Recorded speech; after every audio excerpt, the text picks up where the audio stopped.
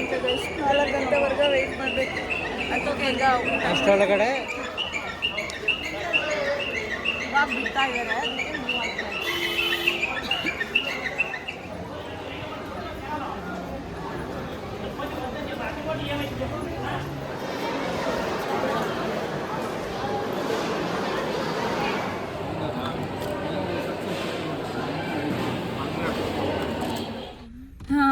ಊಟ ಆಯಿತು. ಮಂತ್ರಾಲಯದಲ್ಲಿ ದರ್ಶನ ಬಂದು ಇನ್ನು 4:30 ಓಪನ್ ಆಗೋದು. ಸೊ ಅಲ್ಲಿವರೆಗೆ ಏನು ಮಾಡೋದು, ಅದಕ್ಕೆ ಬಿಚ್ಚಾಲೆಗೆ ಹೋಗಿ ಅಲ್ಲಿವರೆಗೂ ಏನು ಮಾಡೋದಲ್ಲ, ಅಲ್ಲಿಗೆ ಹೋಗ್ಲೇಬೇಕಾಗಿತ್ತು. ಅದಕ್ಕೆ ಫಸ್ಟ್ ಅಲ್ಲೋಗಿ ಇಲ್ಲಿಗೆ ಬರ್ತೀವಿ ಅನ್ನೋ.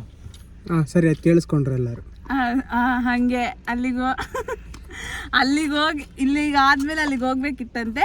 ಹಾಗಾಗಿ ಟೈಮ್ ಇತ್ತಲ್ವ, ಸೊ ಅಲ್ಲಿಗೆ ಹೋಗ್ಬಿಟ್ಟು ಬರೋಣ ಅಂತ ಹೋಗ್ತಾ ಇದ್ದೀವಿ. ಬನ್ನಿ ಬಿಚ್ಚಾಲೆಗೆ ಹೋಗೋಣ. ಈಗ ದಾಟಿದ್ವಿ ಚೆಕ್ ಪೋಸ್ಟ್.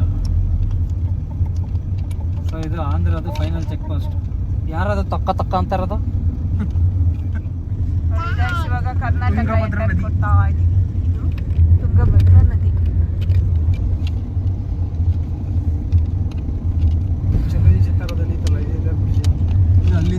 ಚೆಲುವಿನ ಚಿತ್ತರ ಶೂಟಿಂಗ್ ಮಾಡಿದ್ದಾರೆ ಅಂತ ಹೇಳಿ ನಮಗೂ ಗೊತ್ತಿಲ್ಲ, ಇರ್ಬೋದು ಅಂತ ಹೇಳಿ.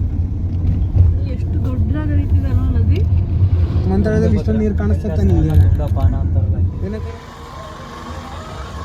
ಇದು ಏಕಶಿಲಾ ಬೃಂದಾವನ. ಮಂಕಿಗಳಿದೆ.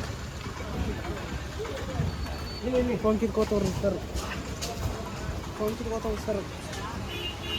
ಫೋನ್ ಕಿತ್ಕೊ ಒಳಗಾಕೋರು ಏನು ಮಾಡ್ತೀಯ?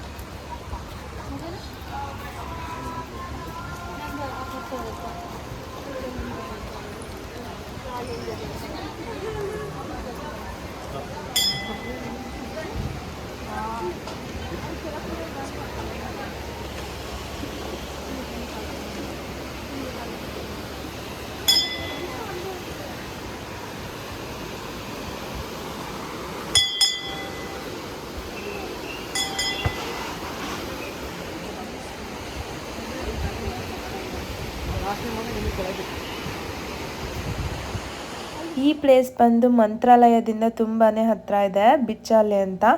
ಇಲ್ಲಿ ಪ್ಲೇಸ್ ನೀವು ಮಿಸ್ ಮಾಡಲೇಬೇಡಿ. ತುಂಬಾ ಪ್ರಶಾಂತವಾಗಿ ತುಂಬಾ ಚೆನ್ನಾಗಿದೆ. ಆ್ಯಂಡ್ ಈ ಸ್ಥಳದ ಮಹತ್ವ ಮತ್ತು ಸ್ಟೋರಿನ ಈ ವಿಡಿಯೋದಲ್ಲಿ ನಾನು ಕ್ಯಾಪ್ಚರ್ ಮಾಡೋದಕ್ಕೆ ಟ್ರೈ ಮಾಡಿದ್ದೀನಿ. ಆ್ಯಕ್ಚುಲಿ ಅಲ್ಲಿ ವಿಡಿಯೋ ಮಾಡ್ಕೊಳ್ಳೋಂಗಿರಲಿಲ್ಲ, ಬಟ್ ಸ್ವಲ್ಪ ಅವ್ರು ಹೇಳಿದ ಸ್ಟೋರಿನ ಕ್ಯಾಪ್ಚರ್ ಮಾಡಿದ್ದೀನಿ. ಸೊ ಕಂಪ್ಲೀಟ್ ಕೇಳ್ಕೊಳ್ಳಿ.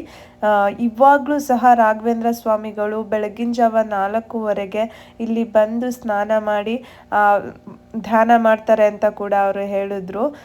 ತುಂಬಾ ಚೆನ್ನಾಗಿ ಹೇಳಿದ್ರು ಸ್ಟೋರಿನ. ಸೊ ನೀವೇನಾದರೂ ಮಂತ್ರಾಲಯಕ್ಕೆ ಹೋದರೆ ಈ ಪ್ಲೇಸ್ನ ಸೀರಿಯಸ್ಲಿ ಮಿಸ್ ಮಾಡ್ಕೊಬೇಡಿ. ಹಳೆ ಹೆಸರು ಬಿಚ್ಚಾಲಯ, ಇವಾಗಿನ ಹೆಸರು ಬಂದು ಬಿಚ್ಚಾಲೆ ಅಂತ ಆಗಿದೆ. ನೀವೆಲ್ಲ ಮಂತ್ರಾಲಯಕ್ಕೆ ಹೋಗಿ ಬಂದ್ರ ಎಲ್ಲರೂ? ಮಂತ್ರಾಲಯದ ಹಳೆ ಹೆಸರು ಮಾಂಚಾಲಯ, ಇವಾಗಿನ ಹೆಸರು ಬಂದು ಮಂತ್ರಾಲಯ ಅಂತ ಆಗಿದೆ. ನೀವೆಲ್ಲ ಪೂಜ್ಯಾಯ ರಾಘವೇಂದ್ರಾಯ ಸತ್ಯ ಧರ್ಮರತಾಯ ಚ ಭಜತಾಂ ಕಲ್ಪವೃಕ್ಷಾಯ ಮಂತ್ರ ಕೇಳಿದಿರಲ್ವಾ?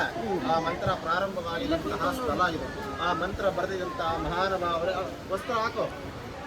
ಆ ಮಂತ್ರ ಬರೆದಿದಂಥ ಮಹಾನುಭಾವರೇ ಅಪಣಾಚಾರ ಅವರು. ಅಪಣಾಚಾರ ಅವರು ಯಾರು ಅಂದರೆ ರಾಘವೇಂದ್ರ ಸ್ವಾಮಿಗಳವರ ಶಿಷ್ಯರು. ಅವರು ಹುಟ್ಟಿದಂತಹ ಊರು ಇದೇ ಊರಲ್ಲಿ. ರಾಘವೇಂದ್ರ ಸ್ವಾಮಿಗಳವರು ಅವರ ಮಂತ್ರಾಲಯಕ್ಕೆ ಅವರು ಬೃಂದಾವನ ಪ್ರವೇಶ ಹಾಕಿನ ಮುಂಚೆ 13 ವರ್ಷ ಕಾಲ ರಾಯರಿ ಕ್ಷೇತ್ರದಲ್ಲಿ ಇದ್ದಿತ್ತು. ಅವರು ಇಲ್ಲಿ ಇರೋ ಕಾಲದಲ್ಲಿ ನಿಮ್ಗೆ ಎದುರುಗಡೆ ಬೃಂದಾವನ ಕಾಣಿಸ್ತಿದ್ದಾನೆ ಎಲ್ಲರಿಗೂ. ಇದೇ ಕಟ್ಟೆ ಮೇಲೆ ಸಾಕ್ಷಾತ್ ಶ್ರೀ ರಾಘವೇಂದ್ರ ಸ್ವಾಮಿಗಳವರ 13 ವರ್ಷ ಕಾಲ ಅವರಿಲ್ಲಿ ಜಪ ತಪ ಅನುಷ್ಠಾನ ಹೋಮ ಮತ್ತು ಹವನಗಳು ಮಾಡಿದಂತಹ ಸ್ಥಳ ಇದು. ರಾಯರು ಜಪ ಮಾಡ್ತಿರುವಂತಹ, ತಪಸ್ಸು ಮಾಡ್ತಿರುವಂತಹ ಕಟ್ಟೆ ಇದು. Place of meditation place. ರಾಯರಿಗೆ ಪ್ರತಿನಿತ್ಯನೂ ಅವರಿಲ್ಲಿ ಊಟ ಮಾಡುವ ಸಮಯದಲ್ಲಿ ಅವರಿಗೆ ತುಂಬ ಇಷ್ಟವಾದ ಪದಾರ್ಥ ಬಂದು ಕಡ್ಲಿಬೇಳೆ ಚಟ್ನಿ ಮತ್ತು ಮಸ್ತಿ ಕಡುಬು ಅಂತ ಬರ್ತದೆ. ಮಸ್ತಿ ಕಡುಬು ಅಂದರೆ ನೀವು ಗಣೇಶ ಚತುರ್ಥಿ ಬಂದಾಗ ದೇವರ ನೈವೇದ್ಯಕ್ಕೆ ಊರಣದ ಕಡುಬು ಅಂತ ಮಾಡ್ತೀರಿ. ಅದು ರಾಯರಿಗೆ ತುಂಬ ಇಷ್ಟ. ಅಪಣಾಚಾರವು 400 ವರ್ಷದ ಹಿಂದಗಡೆ ಅವರ ಕೈಯಿಂದಲೇ ಕೂತು ಅವರು ರುಬ್ಬಿದಂತಹ ವರಳಕಲ್ಲು ಇವಾಗೂ ಇದೆ. ಅಲ್ಲಿ ಮೇಲ್ಗಡೆ ಬರ್ತದೆ, ಹೋಗ್ತಾ ನೋಡ್ಕೊಂಡು ಹೋಗಿ ರಾಘವೇಂದ್ರ ಸ್ವಾಮಿಗಳವರು ಇಲ್ಲಿಂದ ಅವರ ಮಂತ್ರಾಲಯಕ್ಕೆ ಅವರು ಬೃಂದಾವನ ಪ್ರವೇಶ ಆಗಲಿಕ್ಕೆ ಹೋಗ್ಬಿಡ್ತಾರೆ. ಅಪಣಾಚಾರ ಅವರ ಶಿಷ್ಯರಿಗೆ ಗೊತ್ತಾಗ್ಲಾರ್ದ. ಅವರಿಗೆ ಗೊತ್ತಾದ ಮೇಲೆ ಇಲ್ಲ ರಾಯರ ಬೃಂದಾವನವನ್ನು ಹೇಗೋ ಒಂದು ಮಾಡಿ ಅಡ್ಡಿ ಹಾಕಬೇಕು ಅಂತ ಹೇಳಿ ಬಹುಶಃ ನೀವೆಲ್ಲ ಟಿವಿಸಲ್ಲಿ ನೋಡಿರ್ಬೋದು ಅನ್ಕೊಂತೀನಿ. ಅವರಿಗೆ ಬಿಚ್ಚಾಲಿ ಇಂಥ ಮಂತ್ರಾಲಯಕ್ಕೆ ಹೋಗಬೇಕಾದ್ರೆ ಅವರಿಗೆ ತುಂಗಾಭದ್ರಾ ನದಿ ಅಡ್ಡಿ ಬಂದಾಗ ಅವರು ರಾಯರನ್ನ ಪ್ರಾರ್ಥನೆ ಮಾಡಿಕೊಂಡು ಇಂಥ ಮಡಿ ವಸ್ತ್ರವನ್ನು ಅರಿಯೋ ನದಿಯಲ್ಲಿ ಹಾಕಿ ಪೂಜ್ಯಾಯ ರಾಘವೇಂದ್ರಾಯ ಸತ್ಯ ಧರ್ಮರತಾಯ ಚ ಶ್ರೀಪೂರ್ಣ ಬೌದ್ಧ ಗುರುತೀರ್ಥ ಭಯೋದ್ಯಪಾರ ಅಂತ ರಾಯರ ಹೆಸರ ಮೇಲೆ ಮಂತ್ರ ಹೇಳಿ ಅವರು ನದಿಯಲ್ಲಿ ಕಾಲಿಟ್ಟರೆ ಸಾಕು, ಇದೇ ತುಂಗಾಭದ್ರಾ ನದಿನೇ ಅವರಿಗೆ ಮಂತ್ರಾಲಯ ತನಕ ದಾರಿ ಕೊಟ್ಟು ಬಿಡ್ತದೆ. ಆ ನದಿ ಇದೇ ತುಂಗಾಭದ್ರಾ ನದಿ. ಇಲ್ಲಿ ಇಂಥ ಮಂತ್ರಾಲಯ ತನಕ ರಾಯರ ಹೆಸರ ಮೇಲೆ ಮಂತ್ರ ಹೇಳಿದ್ರೆ ಸಾಕು, ಮಂತ್ರಾಲಯ ತನಕ ದಾರಿ ಕೊಡ್ತದೆ ಅಪರ್ಣಾಚಾರ್ಯಗೆ. ಆದರೂ ಕೂಡ ಇಲ್ಲಿಂದ ಅವರ ಮಂತ್ರಾಲಯಕ್ಕೆ ಹೋಗಷ್ಟಿಗೆ ಶ್ರೀ ರಾಘವೇಂದ್ರ ಸ್ವಾಮಿಗಳವರ ಬೃಂದಾವನ ಕಂಪ್ಲೀಟ್ ಆಗಿ ಮುಗಿದೋಗ್ಬಿಟ್ಟಿರ್ತದೆ ಅಷ್ಟೊತ್ತಿಗೆ. ಆ ಬೃಂದಾವನ ನೋಡಿದ ತಕ್ಷಣ ಅವರಿಗೆ ಅಪರ್ಣಾಚಾರ್ಯಗೆ ತಡ್ಕೊಳ್ಳಾರ್ದ ಅವರ ಜೋರು ಅಳಕುವಂತ ಕಿರ್ಚುವಂತ ಅವರ ಬೃಂದಾವನ ಮುಂದುಗಡೆ ಅವರ ಮೂರ್ಛದಿಂದ ಕೆಳಗಡೆ ಬಿದ್ದು ಬಿಡ್ತಾರೆ. ಅವರ ಬಿದ್ದ ತಕ್ಷಣ ಬೃಂದಾವನ ವೈಬ್ರೇಷನ್ ಆಗುತ್ತೆ, ಶೇಕ್ ಆಗಿ ಬೃಂದಾವನ ಒಳಗಿಂತಾನೆ ಒಂದು ಧ್ವನಿ ಮುಖಾಂತರ ಹೇಳ್ತಾರೆ, ಸಾಕ್ಷಿ ಅಯಾಸ್ತೋತ್ರೈಹಿ ಅಂತ ಹೇಳಿ ಬೃಂದಾವನ ಒಳಗಿಂದ ರಾಘವೇಂದ್ರ ಸ್ವಾಮಿಗಳವರು ಹೇಳ್ತಾರೆ, ನೀನು ಈ ವಯಸ್ಸಲ್ಲಿ ನನ್ನ ಹೆಸರ ಮೇಲೆ ಮಂತ್ರ ಹೇಳಿಕೊಂಡು ಅದು ನೀನು ಮಂತ್ರಾಲಯ ತನಕ ಬಂದಿದೆಯಲ್ಲ, ನೀನು ಬರೋದೆಲ್ಲ ನಾನು ಕಣ್ಣಾರ ನೋಡಿದ್ದೇನೆ ಅಂತ ಹೇಳ್ತಾರೆ. ನೀನು ನನ್ನಕ್ಕೋಸ್ಕರವಾಗಿ ಈ ವಯಸ್ಸಲ್ಲಿ ಮಂತ್ರಾಲಯ ತನಕ ಬರಬೇಡ, ನಾನು ನಿನ್ನ ಒಟ್ಟಿಗೆ ಬಿಚ್ಚಾಲಿ ಕ್ಷೇತ್ರ ನಿಮ್ಮ ಕ್ಷೇತ್ರದಲ್ಲಿ ಇರಬೇಕಾದ್ರೆ ಅರ್ಲಿ ವೃಕ್ಷದ ಕೆಳಗಡೆ ನಾನು ಜಪ ಮಾಡ್ತಿರುವಂಥ ಕಟ್ಟೆ ಇದೆ. ಆ ಕಟ್ಟಿ ಮಧ್ಯದಲ್ಲಿ ಜಗತ್ ಪ್ರಸಿದ್ಧಿ ಬೃಂದಾವನ ಅಂದ್ರೆ ಪ್ರಥಮ ಏಕಶಿಲಾ ಬೃಂದಾವನ ಅಂದ್ರೆ ಒಂದೇ ಶಿಲೆಯಲ್ಲಿ ಬೃಂದಾವನ ಸ್ಥಾಪನೆ ಮಾಡು, ಪ್ರತಿಷ್ಠಾಪನೆ ಮಾಡು, ನೀನು ಬರಬೇಡ, ನಿನ್ನಕ್ಕೋಸ್ಕರವಾಗಿ ನಾನೇ ಬಂದು ನಿನಗೆ ಅಲ್ಲೇ ದರ್ಶನ ಕೊಡ್ತೀನಿ ಅಂತ ರಾಯರು ಹೇಳಿದಾಗ ಅವರು ಅದೇ ದುಃಖದಲ್ಲಿ ಬಂದು ರಾಘವೇಂದ್ರ ಸ್ವಾಮಿಗಳವರ ಜಪ ಮಾಡ್ತಿರುವಂತಹ ಅಂದ್ರೆ ತಪಸ್ಸು ಮಾಡ್ತಿರುವಂತಹ ಕಟ್ಟೆ ಮೇಲೆ ಒಂದೇ ಶಿಲೆಯಲ್ಲಿ ಬೃಂದಾವನ ಪ್ರತಿಷ್ಠಾಪನೆ ಮಾಡಿದ್ರು. ರಾಯರು ಬಂದ ಅಪರ್ಣಾಚಾರ್ಯ ಅವರಿಗೆ ಇಲ್ಲಿ ಮಾತು ಕೊಟ್ಟ ಹಾಗೆ ಜ್ಯೋತಿ ರೂಪದಿಂದ ಇಲ್ಲಿ ದರ್ಶನ ಕೊಟ್ಟಿರುವಂತಹ ಫಸ್ಟ್ ಬೃಂದಾವನ ಏಕಶಿಲಾ ಅಂದ್ರೆ ಒಂದೇ ಶಿಲೆ ಸ್ಥಾಪನೆ ಮಾಡಿದ್ದು. ಮಂತ್ರಾಲಯದಲ್ಲಿ ಇರೋದು ಬಂದು ರಾಯರು ಜೀವಂತವಾಗಿ ಕೂತಿದ್ದು, ಅದು ಮೂಲ ಬೃಂದಾವನ ಅಂತ ಕರೀತಾರೆ. ಮಂತ್ರಾಲಯದಲ್ಲಿ ಮೂಲ ಬೃಂದಾವನ ಆದ ಮೇಲೆ ಫಸ್ಟ್ ಆಗಿ ಬೃಂದಾವನ ಆಗಿದಂತಹ ಸ್ಥಳ ಕ್ಷೇತ್ರ. ನೀವು ಬಂದಿದಂತಹ ಸ್ಥಳ ಮಾಮೂಲಿ ಕ್ಷೇತ್ರ ಅಲ್ಲ, ತುಂಬಾ ಜಾಗೃತವಾದ ಕ್ಷೇತ್ರ. ಇವಾಗೂ ಸಹ ಬೆಳಗ್ಗೆ ಮುಂಜಾನೆ 4 ಮತ್ತು 4:15 ಸುಮಾರು ರಾಘವೇಂದ್ರ ಸ್ವಾಮಿಗಳವರು ಮತ್ತು ಅಪರ್ಣಾಚಾರ್ಯ ಅವರು ಬಂದು ಇವಾಗೂ ಅವರು ಸ್ನಾನ ಮಾಡಿ ಹೋಗ್ತಿರುವಂಥ ಪ್ರತೀತಿ ಇದೆ. ಕೆಲವೊಮ್ಮೆ ಅವರ ಕಾಲು ಅಜ್ಜಿಗಳು ಬಿದ್ದಿರ್ತವೆ. ಇವಾಗಿರೋರು ಬಂದು ಅಪರ್ಣಾಚಾರ್ಯ ಅವರ 6th ಜನರೇಷನ್ ಅಂತ ಕರೆಯೋದು. ಈ ಮಠ ಎಲ್ಲ ನೋಡ್ಕೊಂಬೋದಲ್ಲ ಅವರೇ. ನಾವಿಲ್ಲಿ ಪ್ರತಿನಿತ್ಯನೂ ರಾಯರಿಗೆ ಪಂಚಾಮೃತ ಅಭಿಷೇಕ, ಮಧು ಅಭಿಷೇಕ ಅಂದ್ರೆ ಜೇನುತುಪ್ಪ ಅಭಿಷೇಕ, ಅಷ್ಟೋತ್ತರ ಸದಸೇವ, ನಾವಿಲ್ಲಿ 1,000 ಅಂತ ಹಿಡಿದು 1,000-2,000 5,000 ಜನಕ್ಕೂ ಮೇಲೆ ಪ್ರತಿನಿತ್ಯನೂ ನಾವಿಲ್ಲಿ ಫ್ರೀಯಾಗಿ ಅನ್ನದಾನ ಸೇವೆ ಅಂತ ಮಾಡಿಸ್ತಾ ಇದ್ದೇವೆ. ಇಲ್ಲಿ ಏನು ವಿಶೇಷ ವೈಶಿಷ್ಟ್ಯ ಏನು ಅಂದ್ರೆ ನಾಳೆ ಹೇಳೋದನ್ನ ನೀವೇ ಚೆನ್ನಾಗಿ ಗಮನಿಸಿ ನೋಡಿ. ಅಂಡ್ ಇಲ್ಲಿ ನಿಮ್ಮ ಕೈಯಲ್ಲಿ ಎಷ್ಟು ಆಗುತ್ತೆ ಅಷ್ಟು ಅಮೌಂಟನ್ನು ಕೊಟ್ಟರೆ ನಿಮ್ಮ ಹೆಸರಲ್ಲಿ ಅವರು ಹೋಮನ ಮಾಡ್ತಾರೆ. ಮತ್ತು ಇಲ್ಲಿ ಗೋಶಾಲೆ ಕೂಡ ಇದೆ, ಮತ್ತು ಇಲ್ಲಿ ನಿಮ್ಮ ಹೆಸರಲ್ಲಿ ಅನ್ನದಾನ ಕೂಡ ಮಾಡ್ತಾರೆ. ನಾವು ಬಂದು 1,800 ರೂಪೀಸ್ ಕೊಟ್ಟು ಪೂಜೆ ಮಾಡಿಸಿದ್ವಿ. ಸೊ ಹಾಗಾಗಿ ರಾಯರ ಫೋಟೋ ಮತ್ತು ಅಕ್ಷತೆ ಕಾಳನ್ನು ಕೊಟ್ಟಿದ್ದಾರೆ, ಲೈಕ್ ಮಂತ್ರಾಕ್ಷತೆನ ಕೊಟ್ಟಿದ್ದಾರೆ. ಸೊ ತುಂಬಾನೇ ಖುಷಿ ಆಯಿತು. ಅಂಡ್ ವಿಶ್ವಂಗೆ ತುಂಬ ದಿನದಿಂದ ಅಂದ್ಕೊಂಡಿದ್ರಂತೆ ಅಲ್ಲಿಗೆ ಕೊಡಬೇಕು ಅಂತ. ಸೊ ಕೊಟ್ಟು ಪೂಜೆ ಮಾಡ್ಕೊಂಡು ಬಂದ್ವಿ. ಅಲ್ಲಿಂದ ನಾವು ಹೋಗಿದ್ದು ಪಂಚಮುಖಿ ದೇವಸ್ಥಾನಕ್ಕೆ.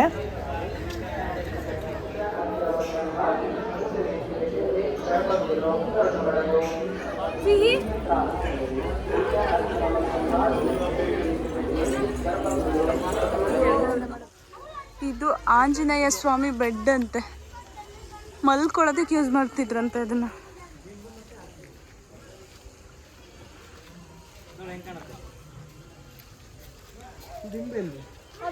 ಕೆಳಗಡೆ ದಿಂಬು ಅದ್ರ ಮೇಲೆ ಹಸಿಗೆ ಹಾಕಿರೋದು ಹಂಗೆ.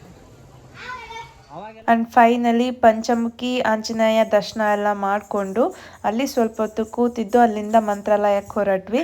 ನಾವು ಇಲ್ಲಿ ಮಂತ್ರಾಲಯ ಅಗೇನ್ ರೀಚ್ ಆದಾಗ 6 o'clock ಆಗಿತ್ತು. ಅಂತ ಏನು ರಶ್ ಏನೂ ಇರಲಿಲ್ಲ. ತುಂಬಾ ಚೆನ್ನಾಗಿ ದರ್ಶನ ಆಯಿತು ಅಂತಲೇ ಹೇಳ್ಬೋದು. ತುಂಬ ಖುಷಿ ಆಯಿತು ನನಗೆ, ಯಾಕಂದರೆ ತುಂಬ ದಿನದಿಂದ ಅನ್ಕೊತಾ ಇದ್ವಿ ರಾಯರ ಸನ್ನಿಧಿಗೆ ಹೋಗಬೇಕು ಅಂತ. ಸೊ ಫೈನಲಿ ರಾಯರ ದರ್ಶನ ಆಯಿತು. ಅಂಡ್ ನಿಮ್ಮೆಲ್ರಿಗೂ ರಾಯರು ಒಳ್ಳೇದು ಮಾಡಲಿ ಅಂತ ಕೇಳ್ಕೊತೀನಿ.